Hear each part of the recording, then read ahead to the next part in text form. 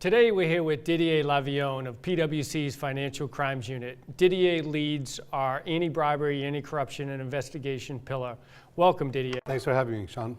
Didier, can you talk to us about some of the biggest risk areas that global financial institutions are facing in regards to ABAC? Certainly. I mean, the risk that effectively they're faced with is based on what we've seen in enforcement by the DOJ and the SEC.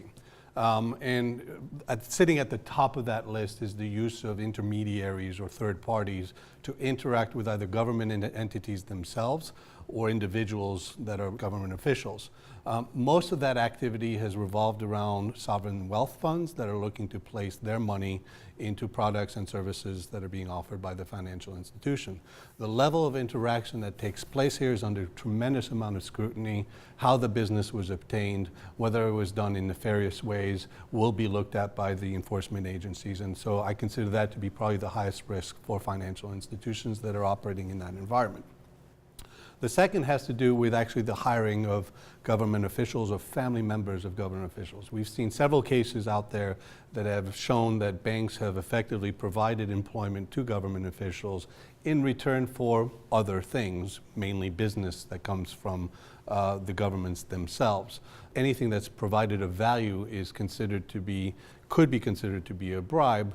The hiring of individuals, whether at extraordinarily high salaries or for reasons that have nothing to do with their subject matter expertise, is problematic, and the hiring practices will therefore be looked at in a very detailed way by the regulators because of some of these enforcements that we've seen. And then lastly, having to do with really what is preferential treatment of customers themselves that are either government officials or sometimes politically exposed individuals and or government entities themselves. To the extent that a discount is provided to these individuals, given the rules around anti-bribery and corruption, it could be perceived as being of value, a substantive value, right? And so the amount of discount, the amount of favors, the amount of things that you provide in return for these individuals to become customers is going to be looked at.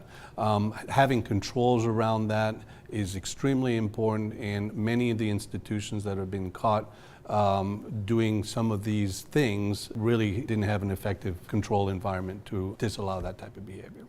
What are some of the lessons learned that we can take away from what's going on in the industry? So I think based on what we know of the enforcement trends, right, a lot of these institutions did not appropriately address the risk elements, meaning they didn't go out and review their compliance program and determine where their risk areas might be.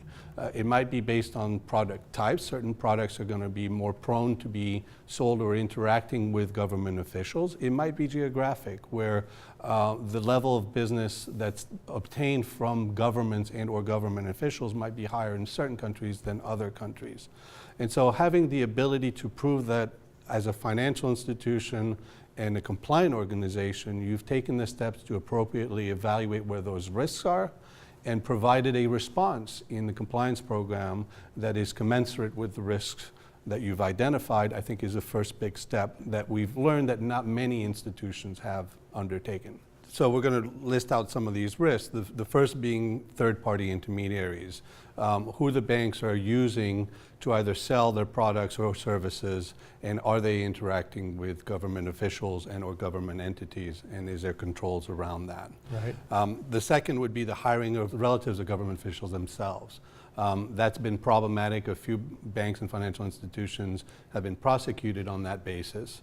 And then the last is preferential treatment of customers. So just remember that from an ABAC perspective, both in the UK and the United States, there's no materiality effectively of what is considered to be a bribe and what is to be considered to be of value.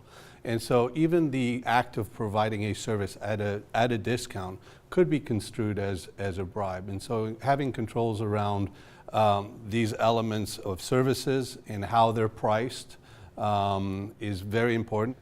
So Didier, we talked a little bit about the risk, we talked about lessons learned. A lot of our clients is react, right? There's an enforcement action, they're reactive to that action versus more on the prevent side. Talk to us about the foundational programmatic elements of a good anti-bribery, anti-corruption program? Sure. The foundational elements are based on the sentencing guidelines, meaning how the government will evaluate whether or not you've addressed this risk appropriately. And so what are those elements? There's the tone at the top, right? What is leadership saying about what they think around anti-bribery and corruption? The elements of monitoring, right? Do you have systems in place that allow you to monitor activity that might be associated with corruption risk? Training is a very important element that usually has the tendency to be overlooked. Language is also a very important thing. Some of the institutions have done training, but have not done a good job in translating into the language that's relevant to that country, but also that's also culturally relevant and understood, because the issue of bribing has a different perception depending on which country you're talking about. So these are some of the core elements that really need to be put in place. Thanks for being with us today, Didier. I think we all enjoyed the conversation. Thank you, Sean. Appreciate it.